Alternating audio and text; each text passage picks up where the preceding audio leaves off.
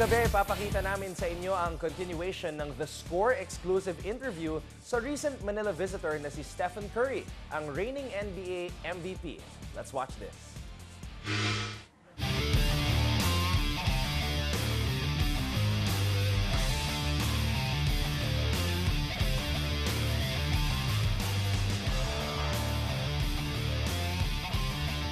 One thing that a lot of your fans like and appreciate is even in the commercials for Under Armour, it's not just the highlights. They're showing you doing drills. You know, they're showing you working hard in your game. How big of a deal is that for you? How much hard work Steph puts in outside of practice on your individual skills? Yeah, I don't really advertise it as much. Like, you know, you don't see me posting videos of more workouts and stuff. It's more, that's a part of the job and the pursuit to really reach my full potential, which I don't think I've gotten to yet. So that's how I train. You know, that's, you know, grinding every single day. Even with the great year that we had this year, I feel like I can add something to my game and be a better player next year. So Under Armour's, main thing is making athletes better and outworking your opponent, and that underdog mentality that, you know, we're starting to shed a little bit now that we've grown a lot, but it's that desire to be better every single time, and that'll never change. And so we like to show that in the spots that we do and inspire kids and next generation all across the world that, you know, if you work hard and you focus on a goal, whether it's in sports or not, you know, sports teaches you a lot of things about life that teamwork and accountability, responsibility, like I said, focus and determination. So those principles can be applied not only in basketball, football, baseball, but also, you know, in life, no matter what career you choose. You touched on it a bit already about not yet reaching your ceiling. You want to still perfect your game. Few people can imagine how real that is. You're an NBA champion, you're an MVP, and yet you can still get better. How much better do you want yourself to be? In what areas of the game do you think that still need a lot of improvement? Well, for me as a point guard, I can always work on my decision making and becoming more consistent. That, you know, I make turnovers, I have, you know, bad possessions, so you want to continue to eliminate those mistakes. So they come in different forms, and for me, it's just trying to be an innovative player when I'm out there on the floor and be creative, and I can always add a little element, whether it's getting to the free throw line more, or just being more aggressive when it comes to getting in the paint and doing things like that and helping my team win. Every year is going to take a different shape and a different feel, so I got to be ready for anything, really. Well, now that you're in the Philippines, your chance to meet your Filipino fans. When I was there in the finals, I got a view of what the crowd is like, you know, at the Rorico. Yeah, and a lot of them are Filipinos too. I'm sure you've felt the love of the Filipino fans, whether here or there. What's it like? What's this experience like with your Filipino fans? I'm sure you see it on social media and the Filipinos in the stadiums as well. I was telling my family and most people that I'm checking my Twitter feeds and stuff like that every single day, and the amount of people and the amount of support and love that I've received from Filipino fans, obviously in the Bay Area, in the States, but also here in the Philippines, it's amazing. And this is why I wanted to make sure this was a stop on the tour, and I'm looking forward to going to the arena this afternoon and putting on the clinic and kind of showing, you know, a little sneak peek of how I get better and how I train, but also just enjoying the atmosphere of what basketball means to this country and to my life and my story as well. So I'm excited about it. We know that your family has been a big part of your success, but what was it like growing up with a father who was an NBA player, being around the NBA already, and when you wanted to make that your goal, did it add kind of pressure to you that, you know, I got to reach what my dad reached, or I'm going to make it better? Growing up in the NBA, it was special because I got to meet his teammates and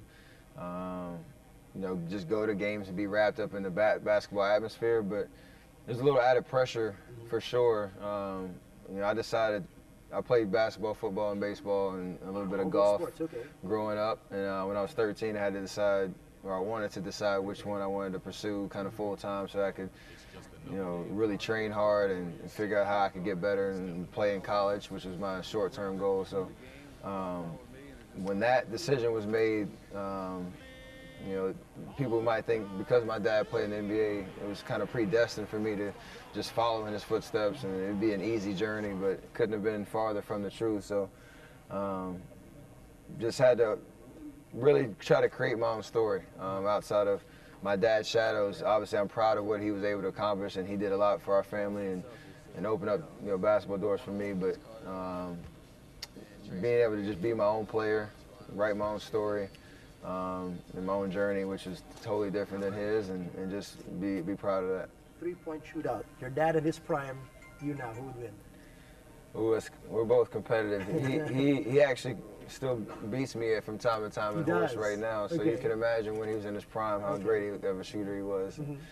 A huge reason why he played 16 years in the NBA. So, no, I gotta say myself, obviously, because if I go out there and shoot, I'm planning on not missing, but he can still shoot for sure.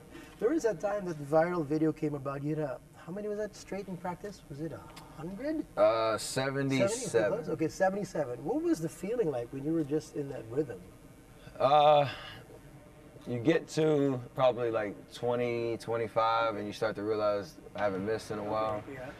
And it's just everything seems in rhythm and in flow. No, I shoot a lot of shots, so it'd take a lot for me to get tired. But you kind of just have that laser focus, and the rim feels about as big as this room.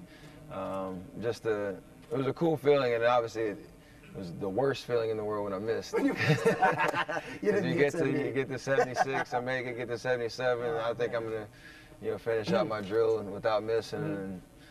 And you would have thought that shot was like to win an NBA championship the way I reacted when I missed. But I like to compete with myself and try to get better in that sense too. So that was a fun day. A little bit related to you being with your dad, growing up with him. You're going to be with a lot of Filipino kids on the court.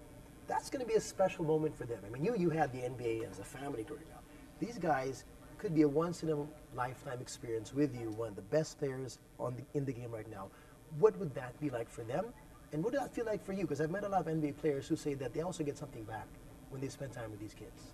I love seeing people, and obviously young kids, enjoy the game that's been so good to me. Like, to be able to share a little bit about my story, some tips on how to get better as a player, all that you want to give back to the game that, like I said, has been so good to me. So, in a clinic like this afternoon, I'm going to enjoy being out there, being hands-on, having fun with them, and inspiring them to just enjoy the game and what sports means, and when it comes to your development as a human being. So I enjoy those moments. I know for them, hopefully they learn a little something. That's the goal, but also just enjoy the atmosphere, because for me, this is kind of like a once-in-a-lifetime experience as well, being here in the Philippines with this reception. So I'm going to enjoy it to the fullest. All right. Lastly, what advice could you give to ballers already out there, Filipino ballers who are dreaming to make it to the NBA? We have a couple of guys who got a chance. Bobby Ray Parks Jr. played with the Dallas Mavericks summer league. He actually played against Seth. Oh yeah. Okay. And we got a kid going to UCLA next year. He's a commit already. They're the two that we've got our bets on. But what advice could you give them? They're on the fringes. They might have to go to the D-League or whatnot. But what advice could you give to those guys who are dreaming hard, working hard? You develop a niche in the game, and obviously identify what your strengths are, and just embrace them. For them, they have to work hard. They gotta be gym rats. They gotta, when you feel like you've gone in, shot 300, 400 shots, shoot 100 more. Really put the time in to prepare yourself for whatever moment might come your way. And obviously you want to expect or dream big and hopefully realize those goals, but understand that there may be some speed bumps along the way, but just push through them, because if you have that mental focus and the perseverance that it takes, usually good things happen, and just don't give up. Well, thank you so much for being here. Good luck the rest of the way. Good luck with your career. We're going to enjoy the ride watching you, and thanks for being who you are right now. I appreciate it. Thank you very much. Yes, sir.